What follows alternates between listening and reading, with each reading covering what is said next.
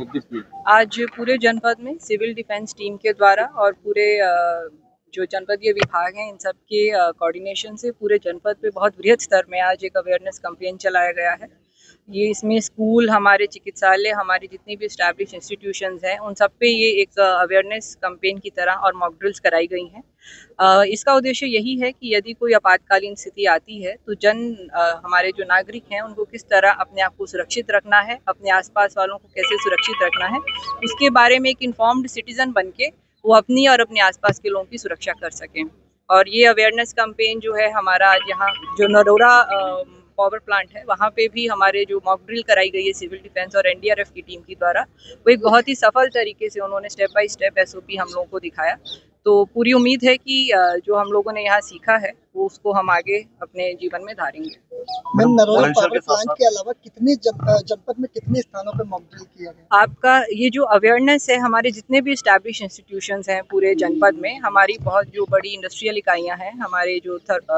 THDC है हमारे नरोरा, हमारे जो जनपदीय हॉस्पिटल्स हैं, मेडिकल कॉलेज है और हमारे स्कूल्स, माध्यमिक कॉलेज और हमारे जितने भी और भी इंस्टीट्यूशंस हैं, ये मॉक ड्रिल सभी जगह कराया गया है।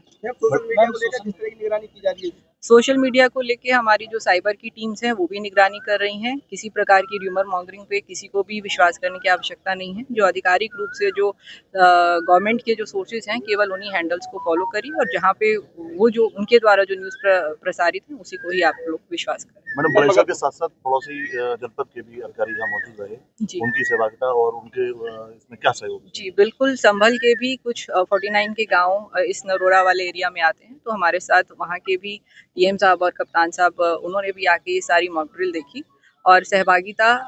जो है हम लोगों की साथ में मिलके किस तरह हम लोगों को सिटीजन्स को बचाना है उसकी एक कार्य योजना हम लोगों द्वारा बनाई। प्रदेश में जैसे मैडम नरोरा को एक कैटेगरी में रखा गया जी है, उसके लिए क्या विशेष और व्यवस्थाएं सुरक्षा? जी बिल्कुल,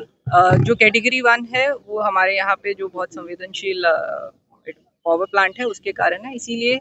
सबसे ज़्यादा जो सिविल डिफेंस की टीम और सिविल डिफेंस की यूनिट है यहीं पे बनाई गई है। तो और बृहद स्तर पे भी इस कार्यक्रम को और हम लोग आगे गांव-गांव तक लेकर जाएंगे ताकि ये अवेयरनेस हर गांव के बच्चे तक भी पहुंच पाए। अगर अलर्ट की बात करें मैम, तो कौन-कौन से वो एलिमेंट है जिन्हें अलर्ट किया गया?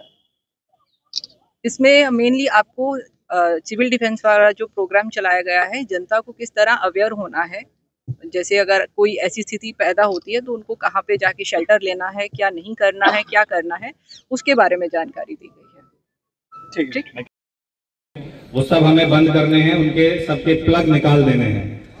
इन्वर्टर, जनरेटर सभी बंद करने हैं, बाहरी रोशनी बिल्कुल समाप्त कर देनी है, खिड़कियां व दरवाजों के पर्दे बंद कर दें ताकि रोशनी बाहर ना दिखे, वाहन चला रहे हों तो तुरंत किनारे लगाकर बंद कर दें, हेडलाइट और इंडिकेटर बंद रखें, सभी सदस्यों को एक जगह सुरक्षित रखें, विशेषकर बच्चे, बुजुर्ग, दिव्यांगजन को रेडियो, मोबाइल व अन्य माध्यमों से सरकारी निर्देश सुनते रहें, अपने आस पड़ोस के व्यक्तियों को भी सतर्क करें, विशेषकर जो अकेले रह रहे हों आपकी जानकारी में है, जरूरी दवाइयां, टॉर्च इत्यादि सामान पहले से तैयार रखें। क्या ना करें, ब्लैकआउट के दौरान किसी प्रकार की रोशनी जलाना जैसे मोमबत्ती, टॉर्च, लाइटर इत्यादि ये वर्जित है,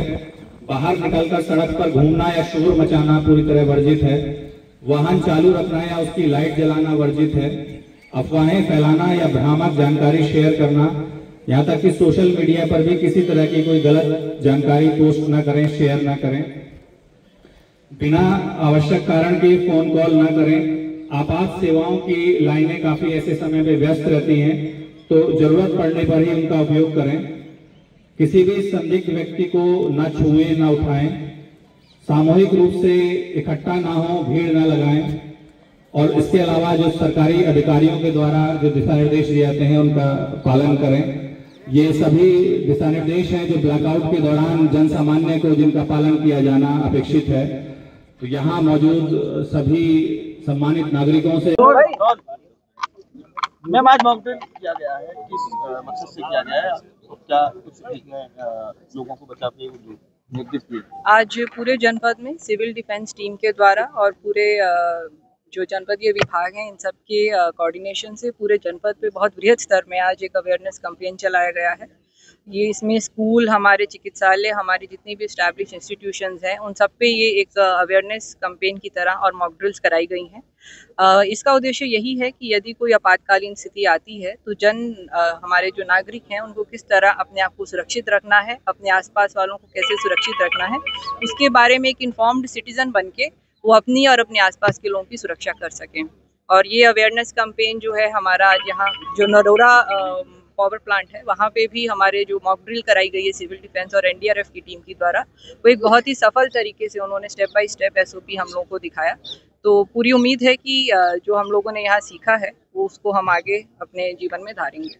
मैम, नरोरा पावर प्लांट के अलावा कितने जनपद में कितने स्थानों पे मॉक ड्रिल किया गया? आपका ये जो अवेयरनेस है, हमारे जितने भी एस्टैब्लिश इंस्टीट्यूशंस हैं पूरे जनपद में, हमारी बहुत जो बड़ी इंडस्ट्रियल इकाइयाँ हैं, हमारे जो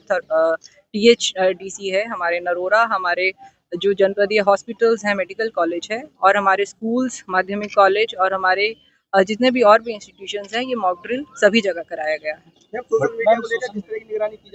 सोशल मीडिया को लेके हमारी जो साइबर की टीम्स हैं वो भी निगरानी कर रही हैं। किसी प्रकार की र्यूमर मॉन्गरिंग पे किसी को भी विश्वास करने की आवश्यकता नहीं है। जो आधिकारिक रूप से जो गवर्नमेंट के जो सोर्सेज हैं केवल उन्हीं हैंडल्स को फॉलो करिए, और जहाँ पे वो जो उनके द्वारा जो न्यूज़ प्रसारित है उसी को ही आप लोग विश्वास करें। मैडम, बुलंदशहर के साथ साथ पड़ोसी जनपद के भी अधिकारी यहाँ मौजूद रहे, उनकी सहभागिता और उनके इसमें क्या सहयोग? जी बिल्कुल, संभल के भी कुछ 49 के गांव इस नरोरा वाले एरिया में आते हैं, तो हमारे साथ वहाँ के भी डीएम साहब और कप्तान साहब उन्होंने भी आके ये सारी मॉक ड्रिल देखी, और सहभागिता